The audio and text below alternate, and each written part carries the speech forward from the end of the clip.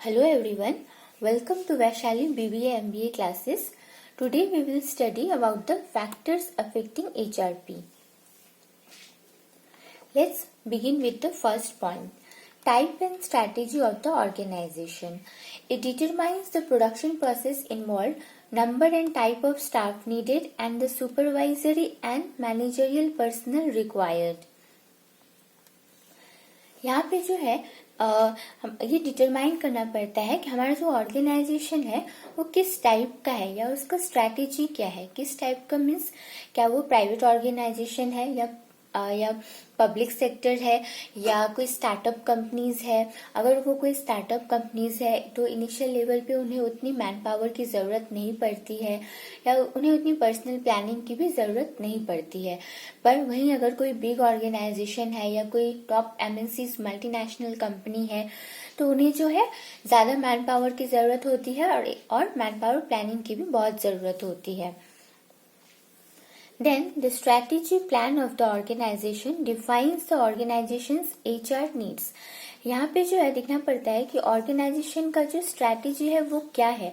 अगर कोई organisation market में अपने प्रोडक्ट का जो डिमांड है वो ग्रोथ होते हुए देख रही है, if you are expecting a growth of their product, तो वो उसे अकॉर्डिंगली अपना स्ट्रैटेजी बनाती है. और अगर वो देखते हैं कि उनका प्रोडक्ट डेवलप हो रहा है, ज़्यादा से ज़्यादा परचेज हो रहा है, तो वो उस अकॉर्डिंग और एक्स्ट्रा मैन पावर रिक्रूट करते हैं और एक्स्ट्रा सेल्स पीपल या एक्स्ट्रा एम्प्लॉयज को लेते हैं.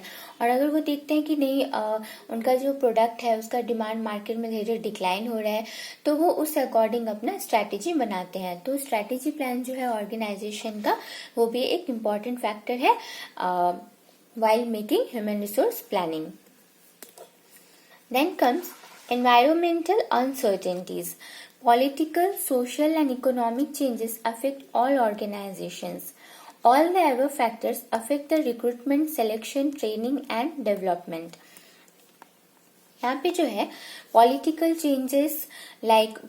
चेंजेस होते रहते हैं, गवर्नमेंट चेंजेस होते रहते हैं, न्यू गवर्नमेंट आती है. Then social dynamics are keeps changing.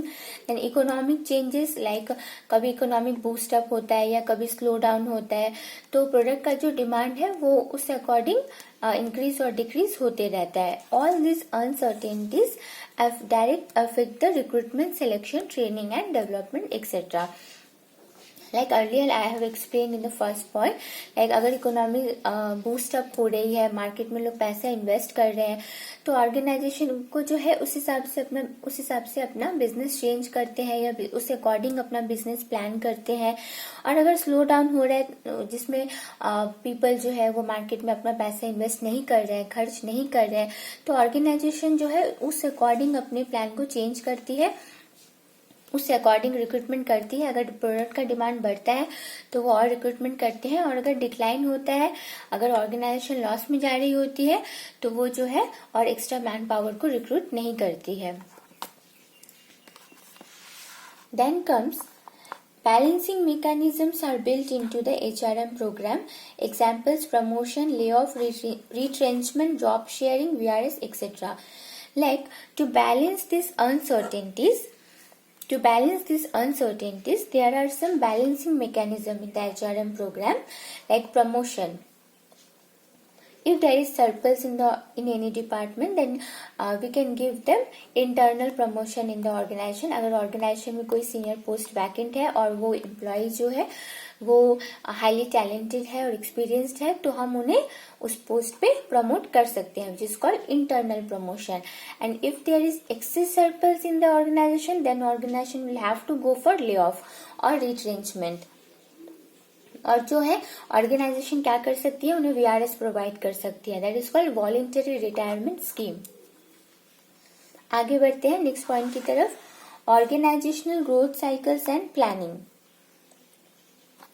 Here, see, in the first stage, introduction stage, introduction stage, this is called stage 1। ठीक है, स्टेज 1 में क्या होता है, हमारे प्रोडक्ट का जो डिमांड है वो मार्केट में उतना ज्यादा नहीं होता है इनिशियल लेवल पे। ठीक है, क्योंकि उस प्रोडक्ट से पीपल जो है उतना अवेयर नहीं होते हैं, तो उतना डिमांड नहीं होता है, और तो इस लेवल पे जो है ऑर्गेनाइजेशन को उतने प्लानिंग की जरूरत भी नहीं पड़ती है। This is called stage 1, this is called stage 2, stage 3 and stage 4।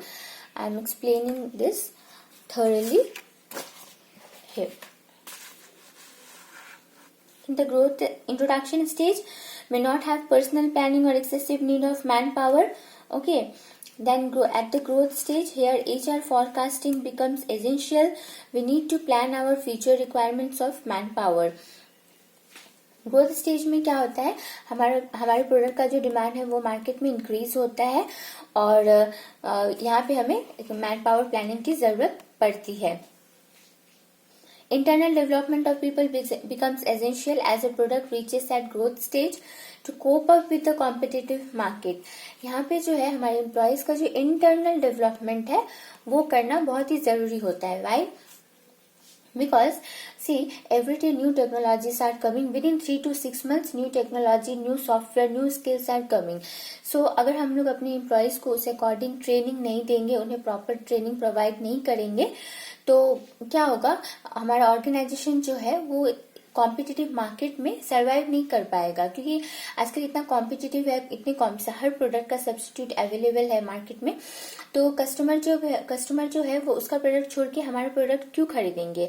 जरूर, क्योंकि इसके लिए हमें अपने एम्प्लॉयज को एक्स्ट्रा ट्रेनिंग देनी होगी, उनका मोटिवेशन स्किल, उनका कम्युनिकेशन स्किल, उनका पर्सनैलिटी डेवलपमेंट करना होगा, ताकि हमारा ऑर्गेनाइजेशन जो है वो इस कॉम्पिटिटिव मार्केट में सरवाइव कर पाए और हमारा प्रोडक्ट जो है सरवाइव कर पाए।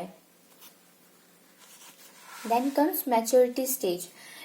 इन maturity stage growth slows down, planning becomes more formalized and less flexible. Maturity stage में क्या होता है, हमारे प्रोडक्ट का जो डिमांड है वो स्टेबल हो जाता है, ना ही वो इंक्रीज होती है ना ही वो डिक्रीज होती है, but after some point of course it will decline only.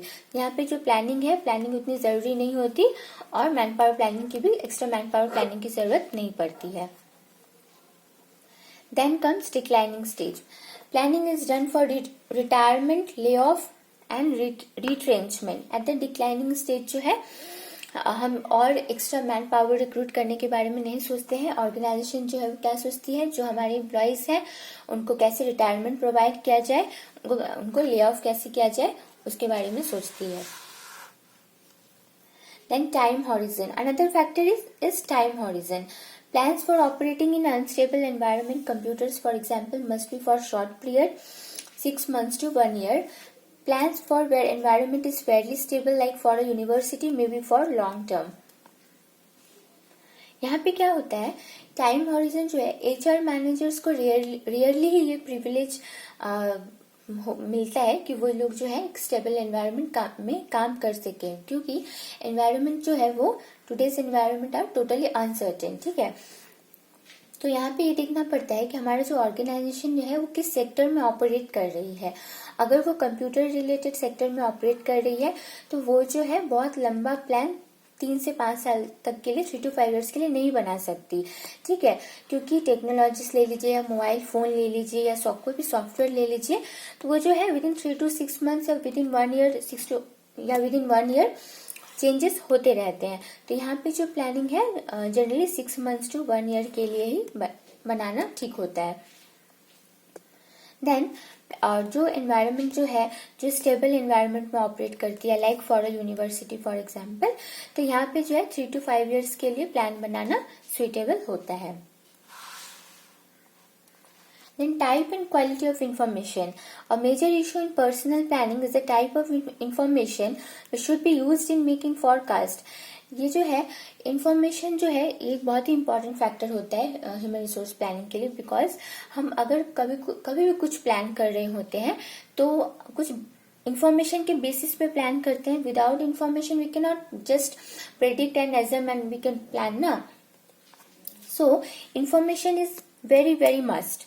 Okay, HR department must maintain well-developed job analysis and HRIS information that provide accurate and timely data. Now, coming to the HRIS, what is HRIS? HRIS एक ऐसा system है जिसमें organisation के सभी employees से related information record होते हैं, like right from their date of joining to the date till they work. Okay, और जब हम प्लानिंग करते हैं तो हमें टाइमली और एक्यूरेट इंफॉर्मेशन की जरूरत होती है. उस वक्त हम ये इंफॉर्मेशन HRIS सिस्टम के थ्रू ऑब्टेन कर सकते हैं. ठीक है, और ये जो है बहुत ही रीजनेबल कॉस्ट पे भी हम इसको लगा सकते हैं. It reduces cost also, because अगर हम लोग मैनुअली इंफॉर्मेशन रखना स्टार्ट करेंगे, ऑर्गेनाइजेशन रखना स्टार्ट करेगी, तो क्या होगा, सबसे पहले तो उसके लिए अलग से मैन पावर लगाना होगा. देन बहुत सारे फाइल्स, बहुत सारे रिकॉर्ड्स मेंटेन करके रखने होंगे, और ये बहुत टाइम कंज्यूमिंग भी हो जाएगा. इसलिए आजकल जो है छोटी से छोटी कंपनी भी जो है HRIS सिस्टम के थ्रू ही अपना ये काम करती है. Then our last point is organisation in a stable environment are in a better position to obtain comprehensive, timely and accurate information because of longer planning horizons, clear definition of strategy and fewer disruptions. ठीक है, organisation जो है, जो stable environment में operate करती है, उनके लिए इंफॉर्मेशन गेट करना ज्यादा इजी होता है, बिकॉज उनका जो प्लानिंग होता है वो जनरली 3 to 5 years के लिए होता है. उनका जो स्ट्रैटेजी है वो बिल्कुल क्लियर रहता है कि हमें अभी क्या करना है और 3 to 6 months के बाद क्या करना है, बिकॉज जनरली उनके प्लानिंग में, उनके स्ट्रैटेजी में जो है उनका उतना डिस्ट्रप्शन नहीं होता. rather than the organization, those who are operating in a software or relating to software and technologies department. ठीक है, तो जो स्टेबल एनवायरनमेंट में ऑपरेट करती है उनके लिए इजी होता है इंफॉर्मेशन गेट करना. ओके, सो इसी के साथ हमारे वीडियो खत्म होता है. Thanks for watching this video. Please don't forget to like and subscribe my channel.